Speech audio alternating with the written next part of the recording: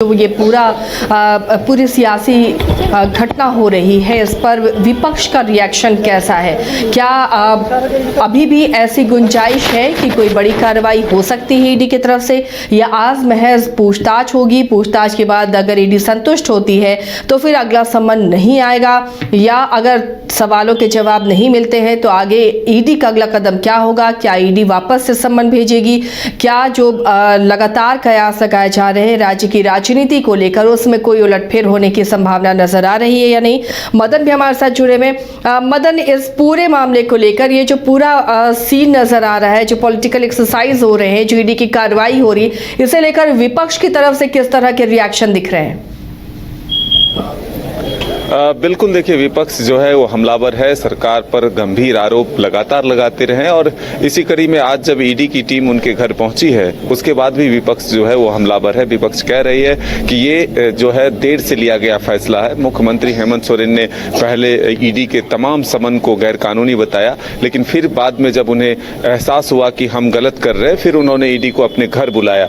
लेकिन उन्होंने साफ तौर पर ये बताया है कि अगर हम मुख्य नेताओं की बात करें तो जो अभी नेता प्रतिपक्ष के तौर पर अमर बावरी हैं, वो कह रहे हैं कि जरूर कुछ लोग मुख्यमंत्री के पास होंगे इर्द गिर्द जो पहले उन्हें सलाह देते थे कि कुछ नहीं होगा अगर आप ईडी के समन पर इनकार करते हैं या ईडी के सवालों का जवाब नहीं देते हैं तो कुछ भी नहीं हो सकता है। लेकिन फिर बाद में उन्हें कानूनविदों ने बताया कि अगर आप इस तरह से भागते रहे तो फिर मुश्किलें बढ़ सकती है। तो उसके बाद मुख्यमंत्री हेमंत सोरेन ने 8वें समन में अपना वक्त बताया और जगह बताया ताकि ईडी अपने सवालों का जवाब ढूंढ कर ले जा सके।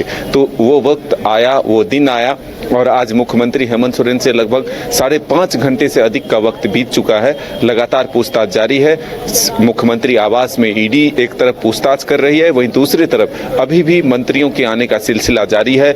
जो पुराना मुख्यमंत्री आवास है वहां पर तमाम विधायक और जो सांसद हैं, जो मंत्री हैं, वो डटे हुए हैं, पूरे दिन वह यहाँ पर बैठे हुए हैं। उनकी निगाहें जो है ईडी की पूछताछ पर है। वो पल पल जानकारी ले रहे हैं कि आखिर कब तक ये पूछताछ जो है चलती है, कब यहाँ से वो जाए ईडी की टीम और तब जो है फिर एक बार मुख्यमंत्री से मिलकर सारी घटनाओं के बारे में जाने, सारे सवालों के बारे में जाने और आगे की रणनीति तय हो कि आगे किस तरह से काम करने।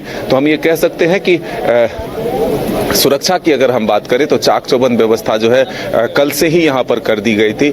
आज भी जो लॉ एंड ऑर्डर एसडीएम हैं, जो रांची के एसपी हैं, एसएसपी हैं, चाहे उपायुक्त हैं, वो तमाम लोग यहाँ पर बार बार आकर के जो है जायजा लेते हुए नजर आए। साथ ही जो सीआईएसएफ और सीआरपीएफ के जवान हैं उन्हें भी यहाँ पर तैनात किया गया था। तो सुरक्षा के दृष्टिकोण से भी पुख्ता इंतजाम है। लेकिन अगर हम पूछताछ की बात करें तो फिलहाल अभी जारी है। अब कब तक चलेगा ये फिलहाल कह पाना मुश्किल है। लेकिन तब तक तो तमाम विधायक जो सुबह से गए हुए हैं मदन, वो सभी डटे हुए हैं और एक तरह से मुख्यमंत्री को मोरल सपोर्ट वो दे रहे हैं और एक संदेश भी दे रहे हैं कि हम एक साथ हैं, अगर कुछ इवट होता है तो सत्ता पक्ष इसे बेहतर तरीके से निपटेगी।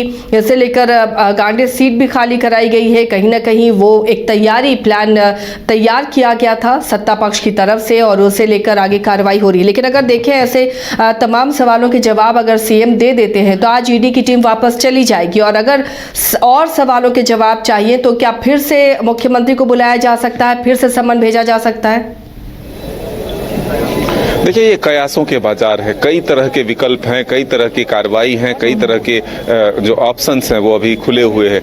मुख्यमंत्री के पास जिन सवालों के जवाब ढूंढने के लिए ईडी पहुंची है वो कितना सही जवाब दे पाते हैं, उससे संतुष्ट होकर टीम लौटती है या फिर आगे की कार्रवाई की ओर बढ़ते हैं। क्योंकि कई लोग हैं जो फिलहाल ईडी के गिरफ्त में हैं, यानी कि सलाखों के पीछे भेज दिए गए हैं। उनके पास से जो इनपुट मिले हैं उसी के आधार पर मुख्यमंत्री हेमंत सोरेन से पूछताछ के लिए पहुंची है।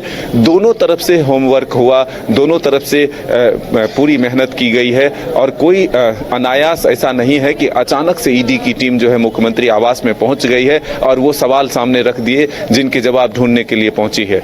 लेकिन ये जरूर माना जाए कि मुख्यमंत्री की तरफ से भी पूरी टास्क जो है कंप्लीट करके ईडी को समय दिया गया था।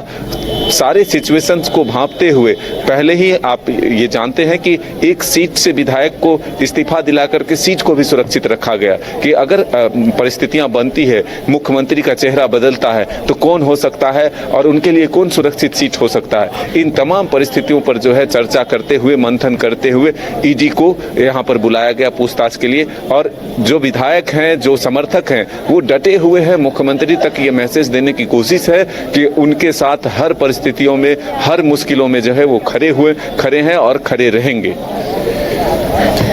चलिए, तो बहुत कुछ अभी भी संभावनाएं हैं और कयासों का बाजार अभी भी गर्म है कि क्या हो सकता है। क्या आज इन तमाम सवालों के जवाब से ईडी संतुष्ट होती है? अगर संतुष्ट नहीं होती है तो आगे क्या कार्रवाई होगी? क्या जो प्लान किया गया था, गांडे सीट खाली कराई गई थी, क्या उसकी नौबत आज आ सकती है या आने वाले दिनों में आ सकती है? कई तरह के ऐसे सवाल हैं, कई तरह की ऐसी बातें हैं जो राजनीतिक फिजाओं में गूंज रही हैं।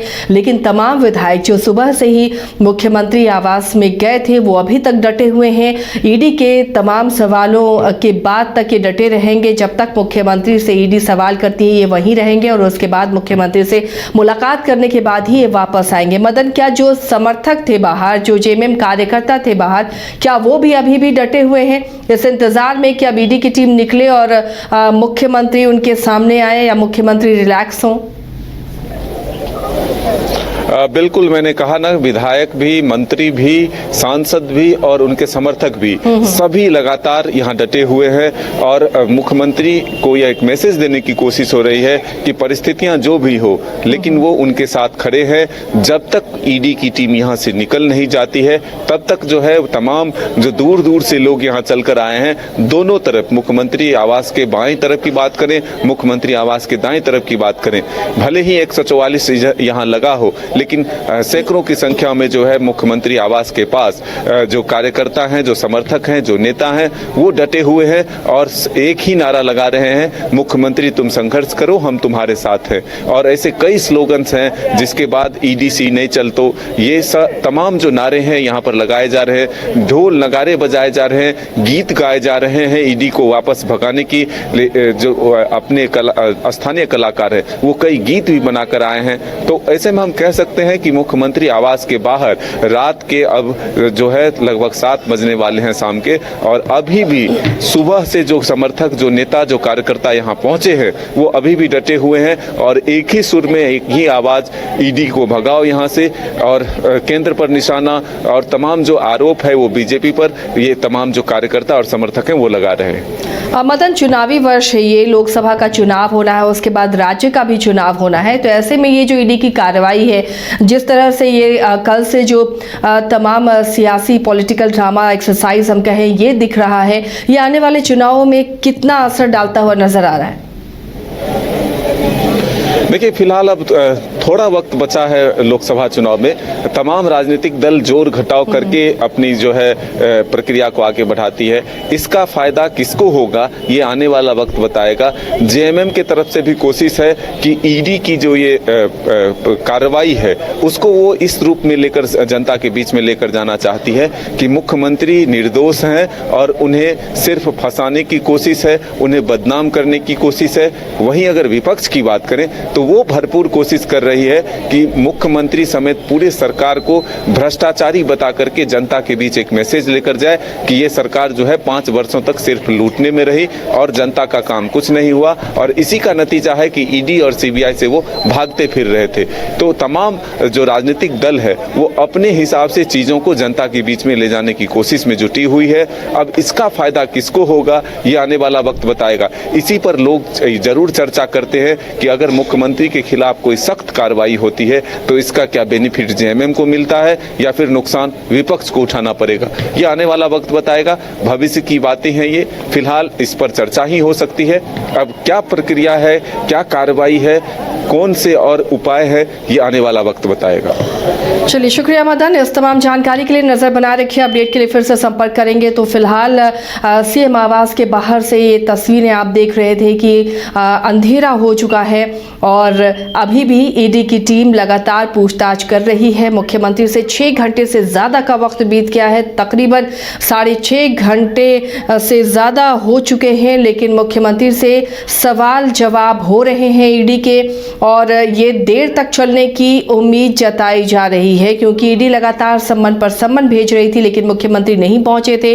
तो ये जो खबरें मिल रही हैं सूत्रों के हवाले से कि 300 से ज़्यादा सवाल हैं ईडी के पास जिनका जवाब मुख्यमंत्री से उन्हें तलाशना है, लेकिन इन सब के बीच सीएम आवास के बाहर जहां तक बैरिकेडिंग है उसके बाहर बैठे हुए हैं उनके समर्थक के साथ में कि अब ईडी की टीम बाहर निकले और मुख्यमंत्री को वो देख सकें या फिर उन्हें सांत्वना दे सकें या उनका सपोर्ट कर सके। वहीं जितने भी तमाम विधायक सांसद जो भी सुबह गए थे मुख्यमंत्री आवास, वो सभी इस इंतजार में है कि ईडी की टीम पूछताछ कर जाए और उसके बाद मुख्यमंत्री से मुलाकात के बाद ही वो वापस लौटेंगे।